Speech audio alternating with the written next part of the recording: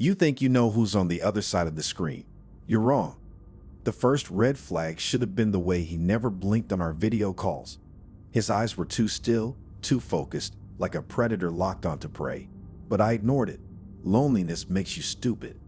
His name was Alexander Kent, 6'2", dark hair, a smile that felt like it was carved just for me. We matched on Spark, a dating app that promised deep compatibility based on psychological profiling. I'd laughed at the pretentious tagline when I signed up. Now, I wonder if it was profiling me for something else entirely. Our first date was at a dimly lit wine bar. He arrived exactly on time, wearing a charcoal gray suit that fit him like a second skin. His voice was smooth, his questions calculated. "Do you live alone?" he asked, swirling his glass of Cabernet. "It's just, you seem like someone who values privacy." I shrugged it off as small talk. Then came the gifts. A single black rose on my doorstep the next morning. No note.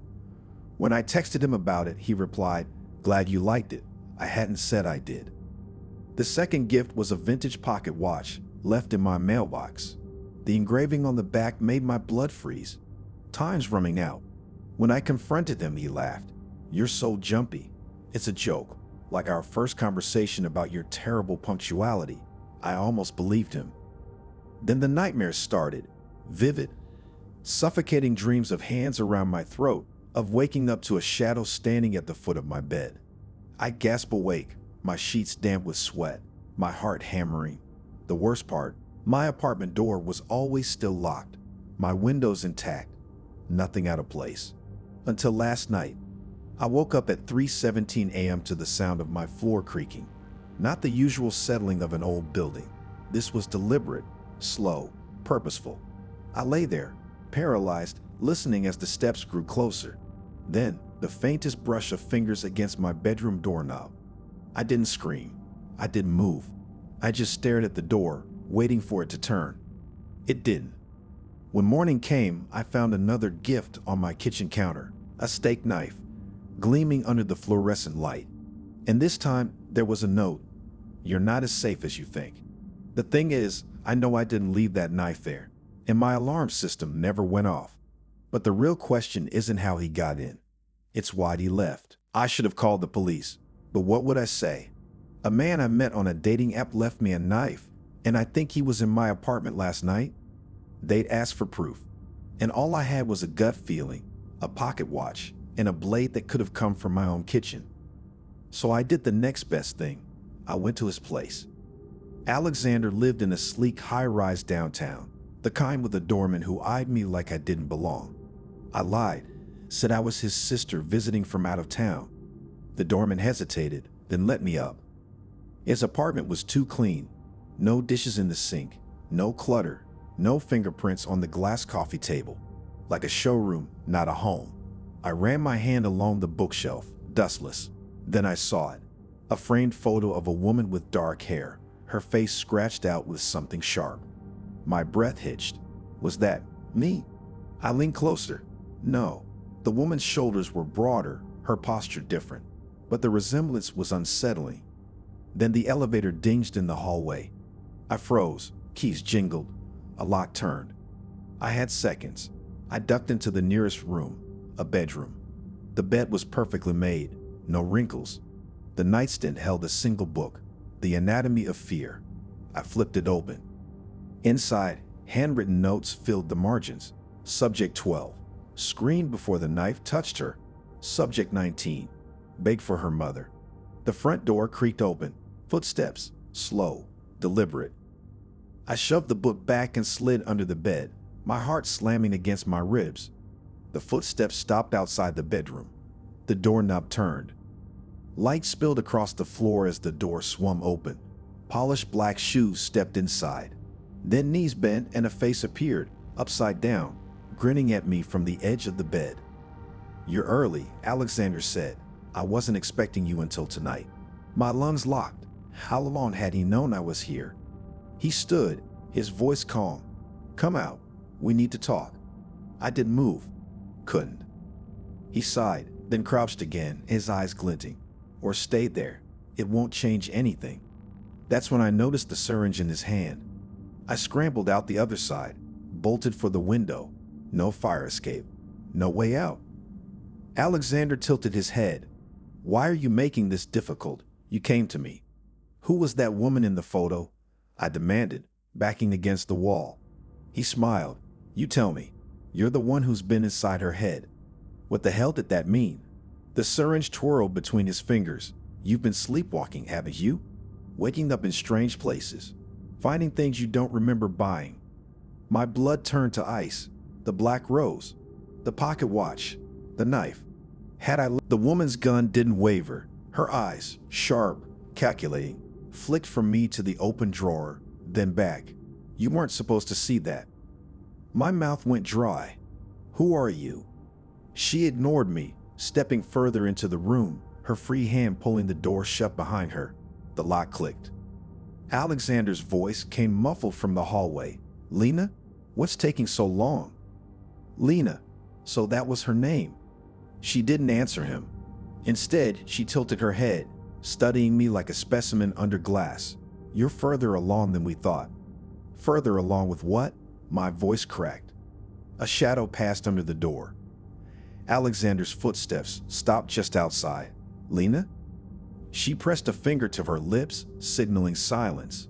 Then, in a clear, calm voice, it's fine, just securing the subject. Subject, like the file, like the notes in the book. My hands trembled. What do you want from me? Lena's expression softened, almost pitying. You still don't remember, do you? Remember what? The nightmares? The sleepwalking? The gifts I couldn't recall leaving for myself? The doorknob turned, locked. Alexander's voice turned sharp. Open the door. Lena didn't move. Her gaze stayed fixed on me. You signed up for this, she murmured. You wanted it. I didn't. 3 months ago, the waiver, the questionnaires. You thought it was just another psychological study. My stomach dropped. I had participated in a paid research study. Sleep patterns, they said, harmless. Except nothing about this felt harmless. A thud against the door. Alexander was kicking it. Lena's grip on the gun tightened. We don't have much time. Listen carefully. Everything you've experienced, the gifts, the nightmares, the intrusions, it's all part of the program. But something's gone wrong. The taxi idled at the curb, engine humming. The driver kept smiling, waiting for my answer. Rain dripped down the back of my neck, mixing with cold sweat. I didn't move. His fingers tapped the steering wheel. You gonna get in or not? The Spark logo on his dashboard seemed to pulse under the dim streetlight. Coincidence, or had they been watching me this whole time? I took a step back. No, thanks. His smile tightened. Suit yourself. The moment the taxi pulled away, I ran. No destination, just away. My phone burned in my pocket. Lena's profile staring back at me with my words. My chest ached with each breath, but I didn't stop until I hit a crowded diner 2 blocks over. Inside, under the flickering neon of the open 24-hour sign, I finally looked at the file Lena had shoved into my hands. Subject 23, Phase 3, Memory Integration. My hands shook as I flipped through the pages. Test results, brain scans, notes in a tight clinical script. Subject exhibits accelerated susceptibility to implanted narratives. Previous triggers, black rose, pocket watch, successfully absorbed into personal memory. Proceed with stage 2 intrusions. I swallowed hard. Implanted narratives. Was that why I couldn't remember leaving those gifts for myself? Because I hadn't, and my brain had been told to believe I did. A waitress slid a coffee in front of me. I hadn't ordered it. You look like you need it, she said. I stared at the steaming cup. Did someone ask you to give this to me? She frowned. No. Before I could react, my phone buzzed again. Another notification. Alexander Kent has sent you a message. My throat closed up. I hadn't opened the app. I hadn't even unlocked my phone. The message preview glowed on the screen. You can't outrun us. We're in your head. The coffee cup slipped from my grip, shattering on the floor. Every face in the diner turned toward me. The waitress sighed. I'll get a mop. I bolted for the bathroom, locking myself in a stall. My reflection in the grimy mirror looked wrong. Pale, hollow-eyed, like a stranger wearing my face. Was any of this real? Had any of my memories happened the way I thought they had? I fumbled through the file again, searching for answers. At the very back, tucked between pages, was a small folded photograph. It was me. But not me now, me years ago, standing beside a much younger Alexander. We were both wearing lab coats, smiling. The caption underneath, Dr. Elias Voss and lead researcher at Kent, Spark Project Initiation. My vision blurred. Dr. Elias Voss. That wasn't my name. It couldn't be. Except, the more I stared, the more the face in the photo did look like me. Older, yes, tired, but unmistakable. Was I part of this? Had I built Spark? A knock on the bathroom door made me jump. "Ma'am," the waitress called. "You okay in there?" "Fine," I lied, shoving the photo back into the file. But nothing was fine. Because if I was Dr. Elias Voss, if I had helped create Spark, then why didn't I remember? And why was Alexander making me believe I was just another victim? The bathroom light flickered. Then the message notification chimed again. This time, it wasn't from Alexander. It was from me. "You're not supposed to wake up yet." The message glowed on my screen, sent from my own number. My hands trembled so badly I almost dropped the phone. "You're not supposed to wake up yet." What the hell did that mean? I stared at my reflection again, really stared, searching for any trace of this Dr. Elias Voss. The man in the photo had the same sharp cheekbones, the same slight scar above the eyebrow from a childhood fall. But his eyes were colder, emptier. Mine were wide with terror. Another buzz, another message, this time from an unknown number. "They're coming. Don't trust the file." I whirled around, half expecting someone to be standing behind me. The bathroom was empty. The diner noises beyond the door sounded normal, plates clinking, low chatter. But the air felt thicker, charged. I needed answers. Stuffing the file into my jacket, I slipped out the back exit into an alley. The rain had stopped, leaving the pavement slick and gleaming under flickering streetlights. I pulled up a search on my phone, Dr. Elias Voss Spark Project. Nothing. Not a single result.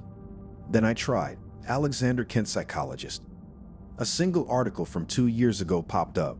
Lead researcher at Kent departs neurotech firm after controversial trial. The photos showed Alexander in a suit, shaking hands with the CEO. The company's logo in the background matched the spark symbol. So he was real. He had worked on this. But where did I fit in? A shadow moved at the end of the alley. I froze. A figure stood under the dim glow of a broken light, face obscured, watching me. I backed up, heart hammering. The figure didn't move, didn't speak. Then my phone lit up with a call. Unknown caller. I answered. "You're asking the wrong questions." A woman's voice. "Linus? Who are you people?" I hissed. Subject 22. "Like you're subject 23. A pause. "Except you're not. You're something else." The figure at the end of the alley took a step forward. "Run," the voice whispered. "Now." I didn't hesitate. I sprinted in the opposite direction, ducking through backstreets until my lungs burned. When I finally slowed, I was in a quiet residential area. No footsteps behind me, no figures, just the hum of distant traffic. I leaned against a brick wall, gasping. The file crinkled in my jacket. "Don't trust the file," the message had said. But it was all I had. I flipped to the last page, one I hadn't noticed before. A single sentence, handwritten in red ink. "If you're reading this, you've already been reset." My breath caught. Reset. Like a machine, like a program. Was that what this was? Was I some kind of experiment? A car rolled slowly down the street, headlights off. I pressed myself deeper into the shadows. The car stopped. The driver's window rolled down. "Need a lift?" It was the same taxi driver from before. Same smile. Same Spark logo on the dash. How had he found me? I bolted again, cutting through yards, over fences, until I stumbled into a deserted playground. The swings creaked in the wind. My phone buzzed. Another message. This time, it was a video. I pressed play. The footage showed a lab, white walls, medical equipment. A man strapped to a chair, wires snaking from his scalp to a machine. The man was me. No, not quite. It was Dr. Elias Voss. Older, bruised, but undeniably me. He thrashed against the restraints, screaming soundlessly at someone off camera. Then a hand entered the frame, holding a syringe. The video cut off. A new message appeared. You're not the subject. You're the blueprint. The screen went black. Then, in glowing letters, "Welcome back, Doctor. Welcome back, Doctor." The words burned into my vision even after the screen went dark. My hands shook so badly the phone slipped through my fingers, clattering onto the playground's cracked asphalt. Blueprint, Doctor, reset. None of it made sense, and yet, the face in that video was mine. Older, haunted, but mine. A gust of wind sent the empty swing swaying, chains groaning like something alive. I needed to think, needed to understand. I snatched the phone back up and dialed the last number that had called me Lena. It rang once, twice. Then, you saw the video. A man's voice, not Lena's. I nearly dropped the phone again. "Alexander, you always were too curious for your own good." His tone was almost fond, like scolding a child. That's what ruined the first iteration too. "What are you talking about?" My voice sounded raw. "What am I?" A pause. Then softly, "You really don't remember, do you?" The playground's lone streetlight flickered. Shadows stretched long across the sandbox. "Tell me," I demanded. "You're a copy, Elias. A perfect, improved copy." His words dripped with reverence. "We took your mind, your brilliant, beautiful mind, and we cleaned it. No more doubts, no more morals, just pure, undistracted genius." My stomach twisted. "That's impossible." "Is it?" He chuckled. "Then how do you explain the gaps, the memories that don't fit? The way you just knew things about me before I told you. The black rose, the pocket watch, the way he took his coffee, black, 2 sugars. I'd known without asking." "No," I whispered. "Subject 23 was supposed to be your blank slate, your rebirth, but you started remembering anyway." His sigh crackled through the speaker. "We'll have to try again." A twig snapped behind me. I spun. The taxi driver stood at the edge of the playground smiling. In his hand, a syringe. "Time to come home, Doctor," Alexander murmured in my ear. I ran. Not toward the street, but into the woods bordering the playground. Branches lashed at my arms as I crashed through the underbrush. My breath came in ragged gasps. Just pure, undistracted genius. Was that what I was? Some kind of uploaded consciousness? A copied mind shoved into a new body? Another snap behind me. Closer. I ducked behind a thick oak, pressing a hand to my mouth to stifle my breathing. Footsteps crunched leaves nearby. Then silence. Too silent. My phone vibrated in my pocket. I nearly screamed. A new message from myself. "Check your left wrist." Fingers trembling, I pushed up my sleeve. There, just above the pulse point, a tiny barcode. And under it, in fine print, "Property of Mirospark Incorporated." A choked sound escaped me. "Found you." The whisper came from inches behind me. I turned, and the taxi driver plunged the needle into my neck. The world tilted, the trees blurred. As darkness swallowed me, my phone buzzed one last time. I couldn't read the message, but I already knew what it said. Subject 23, reset initiated. I woke up strapped to a chair. The room was white, blindingly white, the kind of sterile brightness that made my eyes water. My wrists were secured with thick nylon restraints, the kind hospitals use for violent patients. Across from me, Alexander sat on a metal stool, flipping through a tablet. When he noticed I was awake, he smiled. "Good morning, Doctor." My tongue felt swollen. Where are you?" He finished for me. "Home, where you belong." He tapped the tablet, and a mirror slid down from the ceiling. The reflection wasn't mine. Not exactly. Same face, same eyes, but older. Deeper lines. A scar along the jaw I didn't remember having, and the barcode on the wrist was gone. "Meet Dr. Elias Voss," Alexander said. "The original." The reflection blinked. I blinked, but the reflection was a second too slow. It wasn't a mirror. It was a screen. And the man on it, Me was somewhere else, watching me back. Alexander leaned in. Say hello to yourself, Subject 23. The original Elias's mouth moved, but no sound came through. His eyes were frantic, his fingers twitching against his own restraints. What did you do to him? I whispered. To him? Nothing. Alexander chuckled. To you, though. He swiped the tablet, and the screen changed to show footage of me. The me in this chair, lying unconscious on a medical table, wires snaking from my temples to a humming machine. We made you better. The screen split. On one side, the original Elias struggling. On the other, a looping video of me, my copy, smiling, shaking hands with Alexander, scribbling notes on a whiteboard covered in equations.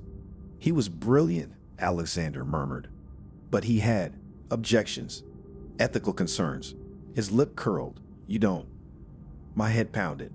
Flashes of memory that weren't mine flickered at the edges of my vision. A lab, a screaming test subject, my own hands typing commands into a system. Those aren't real, I choked out. Aren't they? He swiped again. The screen now showed security footage of me, the copy, walking into an apartment I didn't recognize, placing a black rose on a pillow. We had to activate your memories in stages. Too much at once would have broken you. The original Elias slammed his fists against his chair in silent protest. Alexander ignored him. You were supposed to integrate fully by now, but you kept fighting it. He sighed. We'll have to try a more direct approach. He nodded to someone behind me. A cold hand gripped my shoulder. I twisted to see Lena, except her eyes were blank, empty. A thin trail of blood dripped from her nose. Lena? I whispered. She didn't react, just pressed a button on the machine beside me. A searing pain exploded through my skull.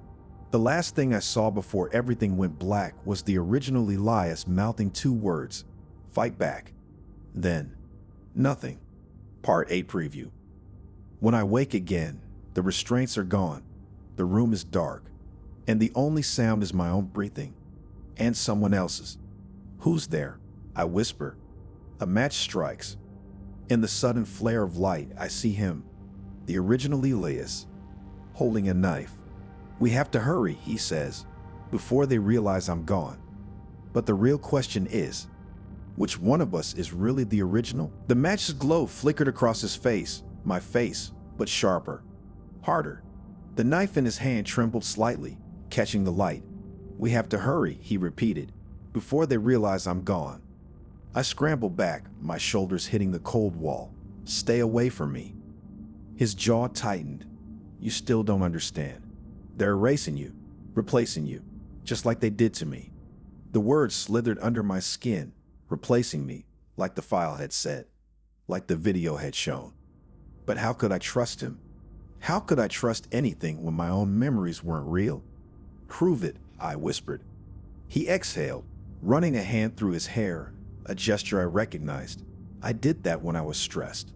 You remember the black rose, he said. You remember the pocket watch, but you don't remember buying them, do you? I didn't. Because he planted those memories, made you think you were sleepwalking, made you doubt your own mind. His eyes flicked to the door. That's what they do. They gaslight you into compliance. A distant alarm blared. Red lights pulsed under the doorframe. He stiffened. They know I'm missing. The knife handle pressed into my palm, his fingers icy against mine. Cut the power. 3rd floor, west corridor. Then run. Why would you help me? A bitter smile. Because you're the only copy that's ever resisted them. And if you get out, maybe I do too. Heavy footsteps pounded down the hall. He shoved me toward a ventilation grate just as the door burst open. I didn't look back, didn't breathe. I slid into the duct, the knife clutched to my chest. Metal groaned as I crawled. The original's voice echoed behind me. You won't win, Alexander. Then a gunshot. Silence. My stomach lurched. I forced myself forward, the duct biting into my knees. The 3rd floor. The power. That's where I had to go. But why? What would cutting the power do? The duct opened into a maintenance room. I dropped to the floor, wincing as my ankle twisted. The door was slightly ajar, voices filtering through. Containment breach in Sector 7. Original subject is terminated. Terminated. The original Elias was dead. My hands shook. Was I mourning him or mourning myself? Peering through the crack, I saw two guards in Spark uniforms flanking a heavy door labeled Primary Mural Array. The knife weighed heavy in my grip. I couldn't fight them, but I didn't have to. A fire alarm glowed red on the wall. I slammed my palm into it. Klaxons wailed. Sprinklers erupted. In the chaos, I slipped past the guards into the neural array room and froze. Rows upon rows of glass tanks lined the walls. Each one held a floating, lifeless body. All of them me. Some younger, some older, some with scars I didn't have, some missing scars I did. At the center of the room, a massive machine hummed, its screens flashing with brainwave patterns. Names scrolled beside each one. Subject 23 active. Subject 23 bits, decommissioned. Subject 23C, memory wipe in progress. I was just a number, a version, and on the main screen, a timer ticked down. Memory reset, 0219. I had 2 minutes before I stopped being me altogether. The knife glinted in the emergency lights. I knew what I had to do. Part 9 preview. The blade sinks into the machine's core. Sparks erupt. The tanks go dark. But the real horror isn't what happens to the clones. It's what happens to me. Because as the system dies, the memories flood in. All of them. And the last thing I remember is Alexander smiling, whispering, "Welcome to Iteration 1."